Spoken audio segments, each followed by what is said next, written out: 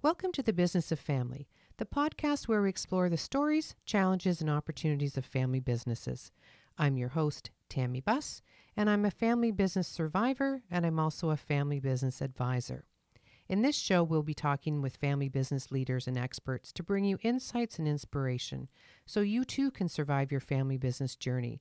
Whether you're a founder, a successor, a professional, or just curious about family business, this podcast is for you.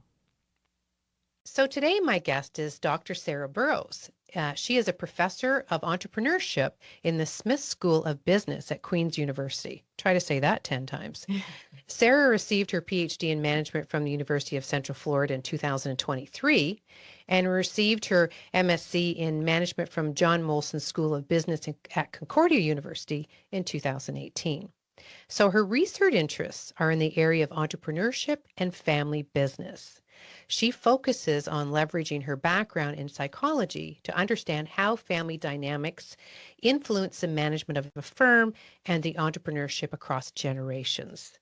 She is also passionate about raising awareness about entrepreneur illbeing while finding ways to foster greater well-being outcomes among entrepreneurs and their families. Welcome, Dr. Burrows. Thank you so much for having me, Tammy. I'm so happy that you came on the show. This is amazing. So, gonna tell me, how did you focus on, family business? Because I think I'm very passionate about that, but I'm just Yeah, wondering what was that drew you into family businesses? definitely. So I would say it was quite serendipitous. It was over 10 years ago now. I was doing my undergraduate degree in psychology.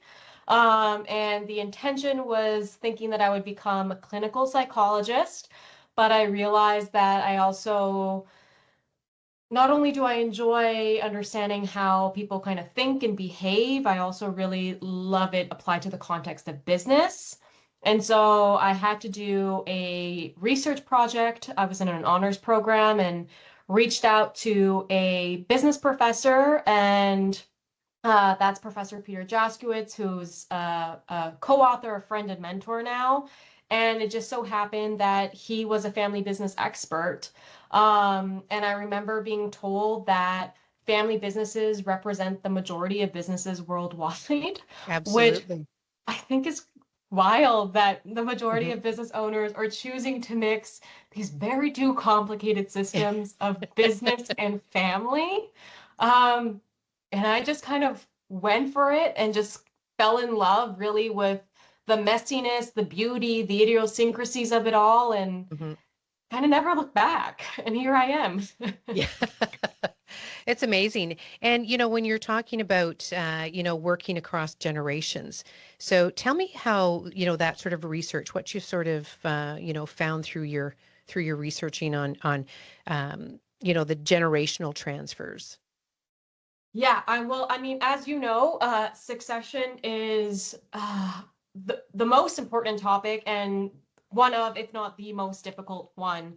And, just looking at succession rates, it's estimated that between first and second generation, only about 30% survive. And so just understanding what goes on, why that is. And for me, what's really intriguing is trying to understand it from the family's perspective. Mhm. And then that goes back to leveraging that baseline understanding that I have in psychology. And in recent years, I've been really interested with embedding myself in the family science research, which Mhm. is this body of research that basically looks at how parenting styles, socialization, communication, how that all influences who you fundamentally become as an adult.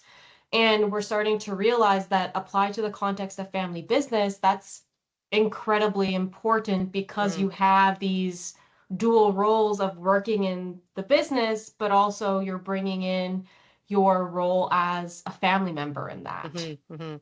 So when you talk about that from, parenting, so it really holds true when you say, when you go to a psychologist or help and they first say, tell me about your childhood. Yes, Oh it, goodness. Oh goodness. I always say, yeah, I've over the years, clients have said, "Oh, I'm not saving for their education. I'm saving for their therapy." but it's One so of the things true. it is. One of the things you talk about succession, are you studying the difference between succession and continuity, like business continuity? Do you see that difference between those two? Is that something that you're looking into or studying? Yeah, so I would say a lot of my research doesn't necessarily focus on succession in and of itself. I think Hmm. succession and continuity, they're not mutually exclusive, right? And Hmm. so I think Right. what I'm particularly interested in, and I think sometimes the implicit assumption, for instance, is just because that next generation doesn't necessarily want to take over the core family firm, Hmm. that the legacy of the family is being left behind. And so I think it's important to look at a lot of my research uses the family as the unit of analysis rather than the core business to then be able to understand kind of each next gen's individual needs, why they might not want to take it over, why they do, and understand that just because that next gen doesn't necessarily want to take over the core family business, they might still pass on and live on that entrepreneurial spirit applied to their own passions and context. Hmm. And that is still very much a success story. Right, right. And continuity is more about looking, forward like 20 years as opposed to transitioning today, which is succession is really like more transactional, like here's what's happening. And in my mind, continuity is like just keeping it going for generations and generations. But going back to that family, do you talk a lot or do you really divide the research into the three buckets, which is the family, the business, and the ownership, which again, everybody Yeah. who well, I shouldn't say everybody. A lot of people understand the three circle model of Mm-hmm. the foundational piece of family businesses. So do you look at those three separate, or do you really focus just on that family circle? No, I definitely think that looking at those three are incredibly important, and having conversations about the not just the distinction but the importance in the overlap. And I think that that is oftentimes in conversations with these business families that a lot of the tensions arise in the interrelatedness of them, and being able, it's easy to say kind of best practice is to tease them apart. Don't let what is happening in the living room influence what's going on in the boardroom. But that's a lot easier said than done. Yeah. And so kind of understanding how can we best manage that. And do you think that because you're looking back at, how the children were raised and how it influences, what they're becoming in the future, do you think that that has a bearing on that, maybe you didn't talk if you're a first generation family, that you maybe didn't talk about the continuity or the possible succession of the business, or understanding that maybe they don't want to be an owner, they don't want to carry on the core business, but they really don't understand the ownership role or the business role? Most definitely. And think the lack of communication is the biggest issue that, and I think, so to your point, kind of looking at the temporal perspectives of like succession versus continuity, I think oftentimes like succession is perceived as this like single point in time where you're like passing the baton over. The determining factors of whether or not that will be a success or not are being built in the years preceding that. Mhm. And so I think it's really important to foster that open communication and dialogue um, from a young age, and compared to just potentially assuming that the next gen will or will not want to take over. Now it's interesting because I deal with mainly first to second gens, occasionally second to third. That's my primary focus. But because I'm one of those myself. So, I mean, Mm-hmm. that's, where I land. And so I need to understand that as a first generation Yeah.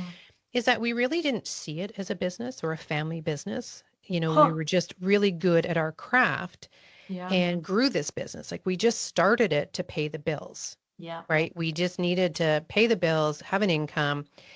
So we don't really talk to our kids about that as a potential of taking over. You just sort of say, "Hey, you Mm, interested in being a plumber? Hey, you interested in this?" yeah. They're like, "No, I'm not." Okay, well, on you go. But as you get deeper into the generations, that conversation is started at a young age. Hmm. So the question is, how do you start even talking to your kids about this when you don't even really perceive it to be a potential family business? Yeah, I think that is a really great question and is actually um, something that came across in the some of the research I did for my dissertation. I So typically when we're studying family-owned businesses, we're studying those that there's a core family firm and there's multiple family members working in that business. Um, Whereas I sampled what I refer to as these enterprising families. And so essentially, that there's just generations of entrepreneurs that are not necessarily connected by like a focal firm ownership. And it was really interesting because similar to your point, when I was interviewing the parent generation, similar to you, they didn't really envision it as a family-owned business. It was a founder business. Yes. Um, but what they did do was they still had conversations with their kids about business ownership, and they were very open about the struggles, the benefits, and the one commonality I would say that I found was like these kids were still, going to their father or their mother's business, maybe, archiving some files, answering the phones. And so there was still that socialization component that you typically see of more multi-gen family-owned businesses. And I think that kind of helps organically start the conversation. And that was something that I found when I asked either the parent or the adult children, how was that entrepreneurial spirit transferred to you? They all said like there was no intentional process. It was just very organic in terms of being able to see that role modeling happen. Um, yeah. So, and when you were doing the study, what generations were you, of family businesses were you interviewing? So that's the thing was that these were not necessarily family-owned businesses. These were just generations of entrepreneurs. And so Okay. I was interviewing the founder generation and then the second gen, the next gen, at times even the third gen, depending on kind of the age. But it could be said that every founder generation has the potential to be a family business Well, because every family business starts with Gen 1, exactly. And right? so that is exactly the case. And so of the eight enterprising families that I interviewed. So I interviewed a total of 35 family members across all. So I interviewed parents and all siblings, irrespective of whether or not they chose to engage in entrepreneurial activity or not. A couple of them, two of them, decided to be a part of the founder business, which would then transition to a family-owned business. But I think one of the things that struck me in studying these more enterprising families rather than traditional family-owned businesses is that succession statistic that gets thrown around with regards to the 30% success rate between first and second. I think an implicit assumption that we're making is all these founding generations want to necessarily transition to a second generation, to a family-owned business, and that might not always be the case, and Mhm. that's also okay. So again, the founder generation, did you find that these were sort of accidental entrepreneurs or were they intentional entrepreneurs? So like for myself, I Yep. found myself as an accidental entrepreneur. I just happened to, I left my employer, went out on my own again for a number of reasons, but was never my intention to have this big business and grow it. And, Yeah. like you dream about certain things, and that was not one of them. So I'm just wondering, with your research, were those Mhm. entrepreneurs intentional entrepreneurs, or did it just sort of happen and they dug in and pulled out that entrepreneurial spirit and used it? Yeah, I would say that there was a mix of both. And so there were some where they also grew up in their own family business. There was a lot of that. So they had that socialization and that understanding of what it meant to be an entrepreneur. But initially started off being an employee and realizing that didn't work, so they wanted to do their own thing. Others just knew from the very beginning that I want to work for myself. And I will say one of the most interesting things that I found was among the women entrepreneurs in my sample, a lot of them chose entrepreneurship as a way to kind of maintain balance between the family. And I think that's really interesting because typically the entrepreneurs that are also fathers, there are a lot of stories where they weren't around in the family. Mm. Whereas the women used entrepreneurship as an opportunity to essentially schedule business ownership around being there for their children and also providing for them, which I thought was really interesting. Yeah, and that makes sense a lot of times, because when you are self-employed, Hmm. you can control your own hours. Yeah. Right. And I think so this is what I'm saying, is it accidental or, intentional? Because when you intend to go out and start a business, it's because you need to pay the bills. Hmm. And so you're working 60, 80, 100 Hmm. hours a week getting this business off the ground, right? And then it just morphs into, you never get away from that, right? It Yeah. just takes over your whole life. But I think in a lot of the female entrepreneurs who are already mothers Hmm. who go out and start a business, it might be just because the kids are a little older, or they can't do the 9 to 5. They want to be Yeah. around for their children. And then it turns into be this great business, Yeah. but you're not doing it for the same intent, Exactly. Yeah, right? I But, think but still that's. can lead to the same outcome. It's just Mhm. a different intent. You found a need and you think you can fill that need on a part-time basis, Yeah. right? As a female, and so many of those female entrepreneurs have done so well, Yeah, right? It's just something out of the basement and boom, there it is. exactly, and I think that's a great way to phrase it. It's the underlying intent is different, and that doesn't necessarily mean that the success is any less. I mean, I'm thinking of one mother who she ended up being a serial entrepreneur, but it began with she had 3 kids, and I think it was during like her second child, she was noticing a gap in the baby market Mm. and went ahead and was like, I'm going to create the product that I'm missing. Yeah. And that happens a lot of times, right? Again, it's sort of accidental. You're looking, it's like, there's not, I can't believe nobody's invented this. Well, then Right. I'm going to invent this. And everybody's like, oh my God, I can't believe that wasn't around before.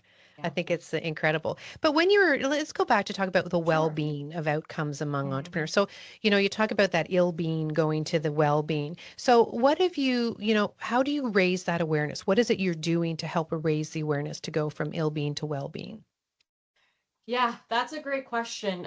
So in all honesty, this is a rather new research area for me, and I somewhat kind of fell upon it again in just having these conversations with not just the entrepreneurs, but the children who had grown up in these business family households. And I was struck with when I was coding these interviews, hearing stories of depression, hearing stories of not being able to sleep, not being able to breathe because of the stress and the anxiety. So this is on part of, the founding generation telling me this. And then on the other side, hearing it from the children just saying like dad wasn't home and associating growing up with a parent that is an entrepreneur, associating that with family sacrifice and Mhm. seeing the hardships it could have, and then that influencing their decision to say like I don't want anything to do with this. Oh, sorry, I interrupt. Go What's so for it. funny about that? What's so funny about that is that the first 20 or 30 years are a lot of hard work. Yes. To maintain that is Mhm. not nearly as hard as starting it up. So a lot of the family members leave to go start their own business, which then translates into the exact same thing they're trying to Yep. avoid, Mhm. because they don't want, um, what they grew up with was, in my case, was mom was never home. Yeah. Right. So I'm going to do something different because, Mhm. that way I can control that. And then it turns out that they're never home because building a business that at the beginning is one product at a time, one client at a time, Mhm. whatever it takes. And that's when all the hard work is done. Mhm. And I think we need a course on understanding how to take that business that's already developed and actually improve it, or take a side business, or maybe it's not the core business, but there's other businesses that could come around it that would make it more towards what you're interested in. I just find that fascinating that oh, I don't want to do what you did, and then they go off and start their own company and do the exact same thing that they didn't want to happen. So Yeah.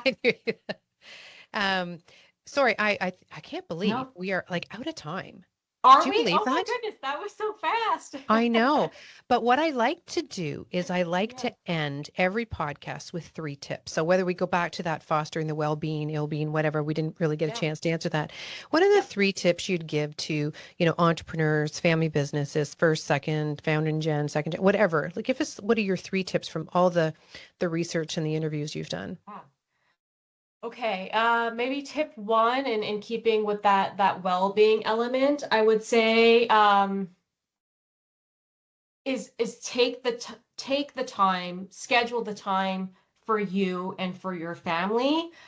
So many times, I think the idea of the hustle culture is quite toxic, and the idea of like I'll sleep when I die, like that is research shows like that is not the right thing to be doing.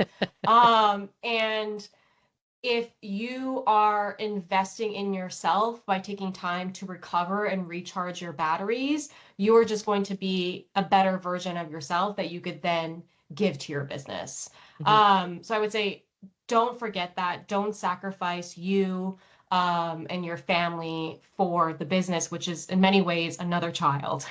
um, The favored child in a lot of yeah. cases. Um, the second piece of advice, this might be a bit controversial, but I would push back on the idea of fairness. And I Mhm. think oftentimes this is when parents are wearing their parental hat rather than the business hat. They want to be fair to all children. Um, but being fair isn't necessarily being equitable. And those are difficult conversations to have. So I would push back on that idea of being fair as being the best thing. And then the third piece of advice is just in my conversations with especially next gens, that taking on the family business can be a very lonely process, because those like your friends don't really understand it, for instance. And so don't be afraid to engage a support system, whether that be like family advisors such as yourself, a coach. Surround yourself with people that can help you, and build up that support system, because balancing family and business is beautiful, but it's messy. And so get the support. There's no shame in that. Well, and there's family business associations that you can join, and everybody there knows exactly what you're going through. Right. Exactly. Because it's so true. It can be very lonely when, Yeah. and I've had many clients say, well, my friends don't understand. Mm-hmm. So there's lots of support. But honest, I'm going to have you back on that. I would Fair love to. versus equal, or equitable, because it's always equitable instead of fair. So I want to take one side. I want you to take the other side and convince me Okay. why your side works. Yeah, I would love to be back. It's been a pleasure. Time flew. It does fly. And I think fair versus equitable is a very good topic because that is a big topic of conversations, when it comes to not just the family business, but the whole family enterprise. So all the assets that encompass the Mm-hmm. entire family's assets. So I think that's a great topic. Anyway, thank you, Thank Dr. you. Burrows, for attending today. I really enjoyed this. And I hope to have you back to have that conversation. I would love to be back. Thank you so much for having me, Tammy. Thank you. If you like this episode, subscribe to the Business of Family podcast on your favorite listening platform. You can also find Blue Roots on Facebook, Instagram, and LinkedIn. On the next show, I'll be back with another amazing guest who will inspire you with their family business insights. Until then, take care and keep it in the family. This podcast is for informational purposes only and should not be considered legal, tax, investment, or insurance advice. Before acting on any advice, please contact your personal or company advisors.